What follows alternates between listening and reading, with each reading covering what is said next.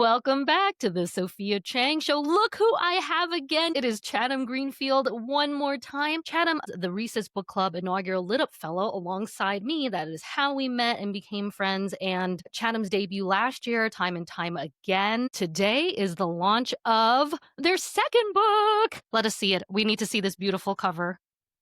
It Woo! is. It's very beautiful. I'm Happy birthday book. obsessed with the sunset. Very lesbian sunset, if you ask me. Oh, yes, Um, a lovely lesbian lavender. yeah, exactly. I had that for Pink, the yellow. my senior thesis. I asked for a lesbian lavender from my lighting director. That's what I'm hoping for. I'm hoping that in maybe next book will be lavender. Ooh, I like You it. know? I Yeah, like it. because I've got blue and then pink and then purple. I've got a question for Well, you. Is a tattoo in store? Because you know some people tattoo when they get books out. yeah, I do not have tattoos. I actually cannot get tattoos That's because what of I one of my health figured. conditions. Yes. But maybe I should get a temporary one. I don't know. I do. I think I need to do something just to commemorate them. I have this tote bag that it looks like a library card. Like it has like the slots for checking it out. And I kind of want to get the titles of my books embroidered and have the due date be like the day it came out. Oh, I love that. So yeah. And so here is this one. I honestly I can't believe it. That it's here. It's always very I'm seeing surreal. It is, merch on your website. Let's license this out, people. oh yeah, let's do it. Let's do it. Let's call Barnes and Noble because that's where I got the tote bag. I think they'd want permission. Um So I've got a warning yeah. for my listeners this time. Extroverts are here. Okay, this is like the craziest story. When you told me this, I was like, what? Tell my listeners what happened. Yes. So I was telling Sophia this because we're always discussing kind of I think people think that like being an extroverted writer is an oxymoron, like because it's such a solitary sort of job. Or at least that's how people perceive it. I don't know. We can talk about that more later because I think there is a lot more collaboration than people realize. But yeah, I went to ALA over the summer, which is the American Library Association's annual conference. Very cool. So many free books. I went for the Stonewall honor ceremony where I was getting an award for time and time again. So that was very exciting. So yeah, so I was at ALA, the annual library conference, and I was going to meet up with a friend of mine for the first time in person because, you know, as authors, like because we don't have an official office space, usually we connect with people online. And she basically warned me that she was an extrovert. Like she seemed a bit nervous and was like, you know, I can kind of overwhelm people when I first meet people. Like I really like eager, like you know, don't get overwhelmed. That's just my personality. I'm like, well, that's my personality, you know? And I think it's interesting that even as authors, we kind of have to tend to assume other authors are introverts. And I think a lot of authors are, but not all of us. I get Yeah. sad when I hear stuff like that, and it reminds me of when I was in grad school for counseling psych, and it was all white, and there was just so few of us, and this is the one other Asian American female. She was like I know I'm really big, I take up a lot of space, and I'm like, what are you talking about? Why are you apologizing for? I hate when like, especially women feel the need to have to even predicate that or give some kind of preamble or pre-editorialize because I'm just like, we are just who we are. Yeah, exactly. And it's like we definitely, yeah, shouldn't have to.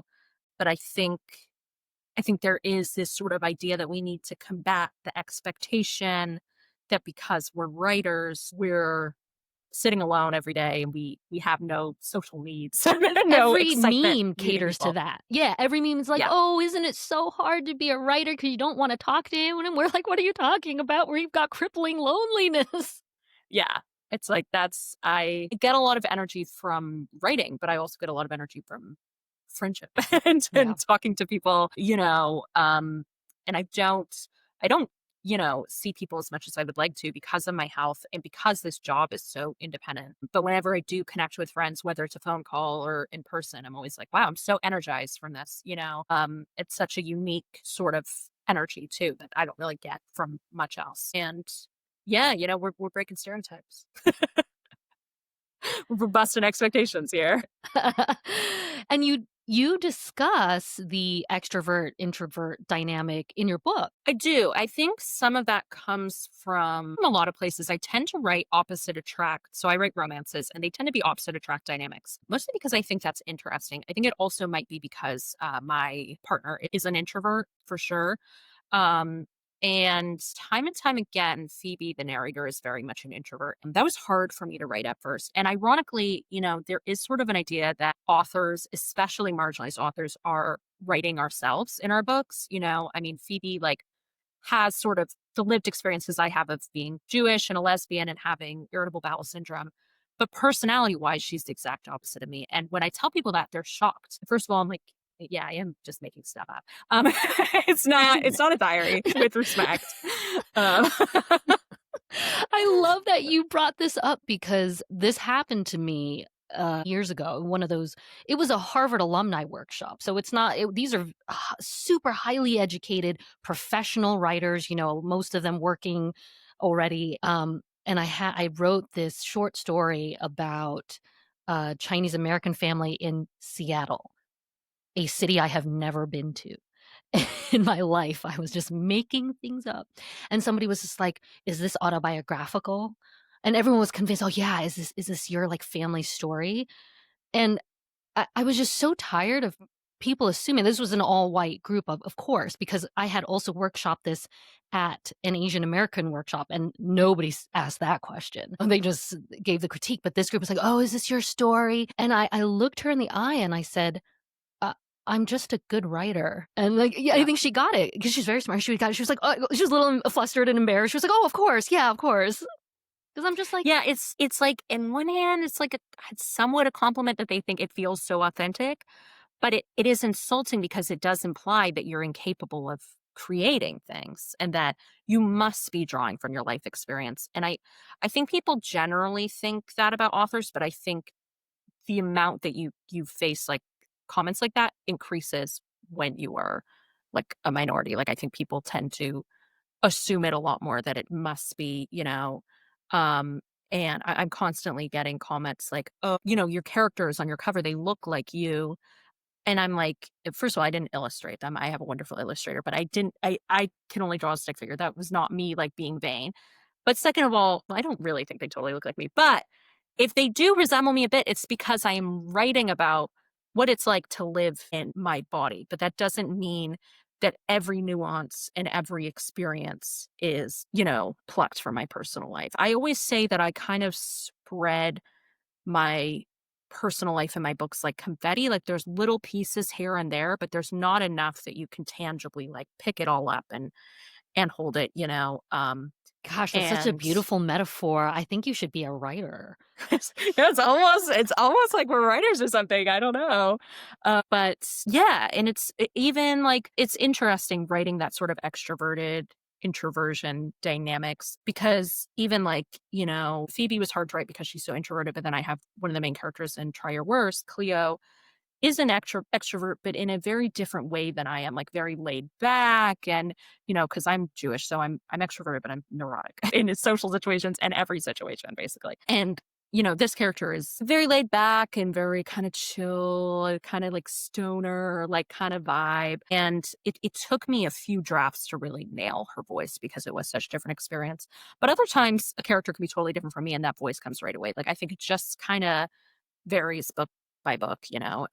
But yeah, I think there is some truth to the extroverted versus introverted dynamic that's coming from my relationship. But ironically, I wrote time and time again. I started writing time and time again before I even met my partner. And people who know my partner don't believe that because they're like, you wrote like Phoebe is your partner. And I'm like, no, it's actually um a coincidence. like, I know. I love that. yeah. So, I don't know. I'm like, "How come all the hotties I write in my books haven't entered my life yet?" I know. That's what my editor said to me. My editor was like, "Oh, you wrote your dream girl into existence." I'm like, "I guess I didn't think of it that way because they are teenagers, so it was not coming from that perspective." That's like to start writing like that. I'm best friends with a billionaire, and Oh, then what's gonna yeah. Oh, yeah, happen? yeah, yeah. My Or private that jet is parked in the I'm a driveway. billionaire.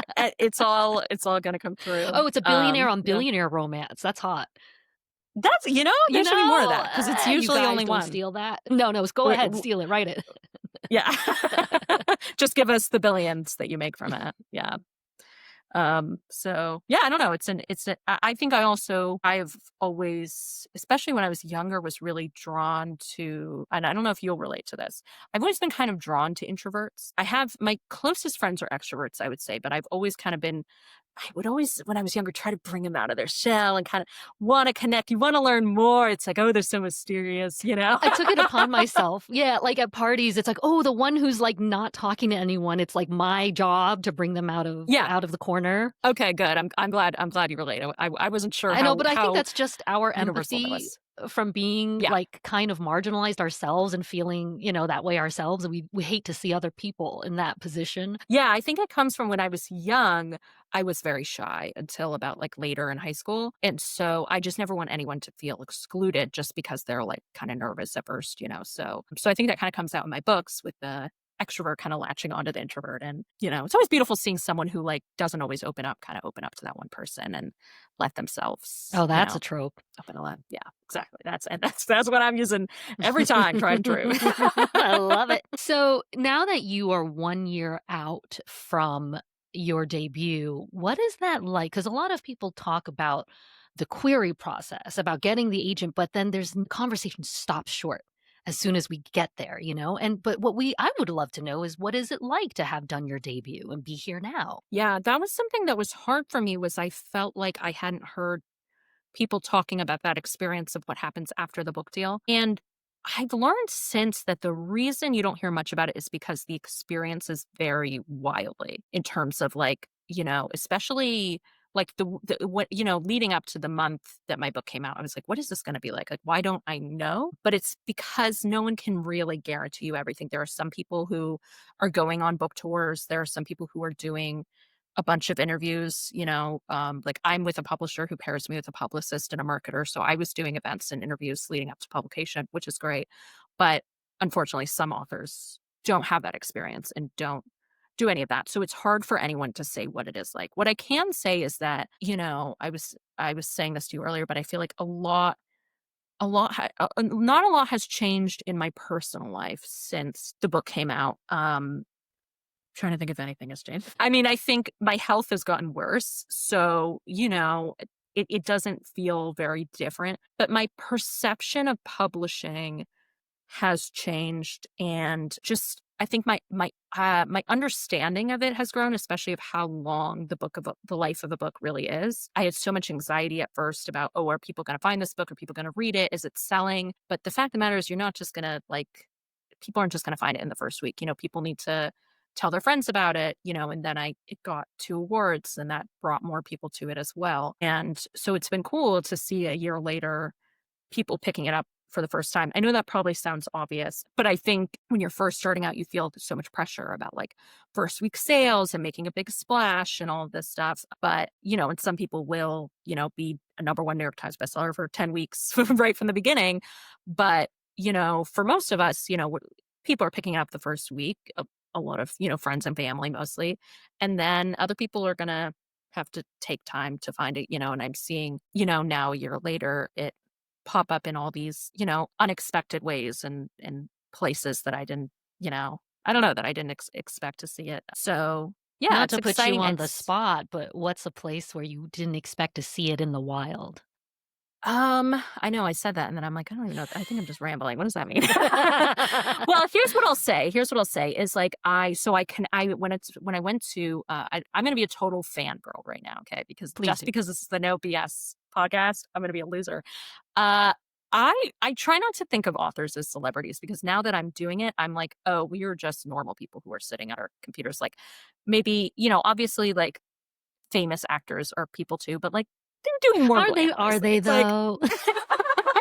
exactly. Like, the really rich ones, like that's a different lifestyle. But most of us authors, we are just home writing all the time and, binge watching TV. However, when I was in high school, I was like the biggest fan of David Levithan because he was like he wasn't the only, but he was like one of 5 gay YA writers. I didn't graduate that long ago. I graduated high school in 2016. But that's like a decade ago now, right? And a lot has changed in a decade. And a decade ago it was mostly David Levithan and like 5 other people who were writing gay YA books. So I was actually able to go to a meet and greet of his at ALA and get a book signed, and I was like gushing. And I said to him, and he got a Stonewall honor for my favorite book of his, Two Boys Kissing. Adore that book. I read it. That was actually one of the first audiobooks I listened to specifically. I listened to it in high school and I fell in love with it. And I told him, oh, when I got the Stonewall honor, my first thought was, oh, this is what Two Boys Kissing got, and he said, oh, what's your book? And I said the title, and I was about to start. I said, oh, it's Time and Time Again. I was about to start describing it, and he interrupted me, and he was like, oh, I have that book. And I was like, my friend who I mentioned earlier was there. We had just met. She was like taking all these pictures of me, like getting all these angles, which was so fun. But after I said goodbye to her, I went to the side of the conference floor and I just had to like sit down and stare at a wall for 10 minutes. I was just like, wow, you know? And that was something I didn't even think to expect. I was excited to just talk to him, but the fact that it was very clear recognition of like, not just knowing it, but he's like, oh, it's on his shelf, You were like, "Oh, would you like me to sign it for you?" Yeah, exactly. At his signing, I'm like, well, by the way, and he asked me about what book I had next, and that was very nice. Another one I would say is, and on the opposite front of like not a celebrity, was my mom was talking to was talking to a realtor, and realtors are always hustling. So when my mom connected with this realtor, and of course my parents tell everybody about my book. So the realtor read my book to try to impress my parents, I guess. And basically the realtor was talking to a teenager that she knew, some family friend or her niece or something. And, she asked the niece, like, oh, you reading anything good? And he's like, yeah, whatever. She's like trying to connect with this youth. And so to try to sound cool, she says like, I just read this book time and time again. And this like teenager is so impressed. She's like, yeah, I already read that. And I was like, okay, like I love that. Granted, could this teenager have been lying just to seem cool? Maybe. It is a possibility. True. But, it's kind of interesting, like writing for younger people, you don't always hear about it reaching them, because obviously I'm not just like talking to teenagers. I don't teach high school, or I'm not like in that environment. So hearing about that was so cool, of like just this wonderfully angsty teenager, as I once was, being like, oh yeah, of course, always hearing about my book. I love hearing about adults reading it, but hearing that it's found teenagers as well is, always great. I've had like parents tell me they've read it with their kids, and like, I think that's what's really surprised me, is seeing it really, I don't know, just reach people, not just the David Levithans of the world, but just people who, need it and will connect with it. Those are amazing stories that you just told me, like, because they run the gamut from heroes from when we were that age, and reading was everything that we had, to take us away, all the way to the people that we are actually writing for. And so to me, you made it. I think you made I'm it. glad to hear it, because that's the other thing. It's like you never feel like you made it. It feels like the goalpost is always moving. But I do feel more settled than I did a year ago. I was so anxious before the book came out. And I had like so many expectations, but also no expectations. Like I didn't know what to expect. And I feel like going into the second book coming out, my expectations are way lower, to the point that like when things happen, I get confused. Like my book was in the Washington Post recently. Try Your Worst. Oh Yeah, my I don't even know if I gosh, told you that. that's amazing. Because I have been unconscious all week from flare up. Yeah, and it was like in the physical edition, it was like a list of books that librarians recommended, and that was something that I didn't expect at all. So it's kind of nice having no expectations now, because when things happen, I'm like, whoa, I'm like, this book has 2-star reviews now. Okay, yay, people are gonna read it. Okay, cool. So I think because like what you were saying previously, like publishing is so unexpected, and so I'm trying as much as I can to not expect anything and be pleasantly surprised. That's not my greatest skill, because I'm someone who dreams big, which is, why we're here, why we're writing. But I think I'm starting to be able to lower my expectations and roll with the punches. You're inspiring me by telling me that, because I also dream big, so big that everything feels like such a failure in Yeah. comparison that I accomplish, where I'm like, "Oh, I always wanted to be on a billboard." Well, my iPod silhouette was on a billboard, but you can't see my darn face. And so it's like, I'm like, "Oh, man," and so it just, for me, it feels like everything I do falls just a little bit short. And so with this, I know friends, and I'm sure you know many people who they have these high six-figure deals, even seven-figure deals, and it's like, oh wow, I wish I could have all my financial dreams come true and not live in destitution the way I have been. But when I hear you talk about winning your awards or just those quiet, really meaningful victories like, oh, I was in the Washington Post, or oh, librarians like my book, or just this kid liked my book. It's like, oh, that to me, it feels like such a win hearing it from the outside. I'm like, okay, you can still get some kind of small satisfaction out of this process. Yeah, I think that's key, and that's what I've learned too, because I was the same way when my first book was coming out. It felt like I had to get everything or I was a failure, and I but it was just such an unhealthy way to live, and I had to kind of let go of it and just kind of let go of expectations. Because yeah, it's so easy to get caught up in like, well, that person made $1 million and this, but I think something that helped me too was sometimes I would be jealous of someone and, their book deal and whatever, and then I would talk to them and discover, oh, it's not all it's cracked up to be, and I know that people see my social media and see me, like, being flown out to ALA and staying at the Ritz and are like, "Whoa, they have it made," and I'm like, half the time I can barely get out of bed, and I'm just, like, watching reruns of Chopped, you know? It's that when you peel back the curtain, it's not always glamorous, but I do think you really have to try to celebrate the small wins or some are even big wins, even if they're wins, and especially if they're wins you don't expect. And I think I'm not always successful, I will admit, but I'm trying to just let go of expectations and enjoy the ride. I love that you did bring up the jealousy. I think it's such a dirty word. Oh, you shouldn't be jealous. And I'm just like, come on, we're humans. We have feelings. We have envy. We experience all our feelings, including jealousy. And I think one of the healthiest things and the reason why we have such a strong friendship is that we've never been afraid to say to each other, I'm so jealous that you get to do this, and I'm jealous that you get to do that. And that's been very healthy because it's like we acknowledge that feeling that, but it doesn't change anything. It doesn't harm the relationship. It's just more of a acknowledgement of a passing emotion that is inherent to just being a person. And so as writers, I think it is our duty to be very honest, and I call this no BS. It's our duty in our writing. It's a responsibility for us to carry that torch and show people you can feel all of your feelings and be who you are and still be okay. Yeah, yeah, and yeah, jealousy is very stigmatized, but I think it's very normal, especially in this industry, because it's so out of our control. I mean, it's not like, I have friends who have very conventional 9 to 5s where it's like every 3 years you get a promotion, and, like, so in that sense, there's not really any sort of feeling of, "Oh, well, that person got this and that person got that," because it's like, well, just wait 3 years and then you're there, you know?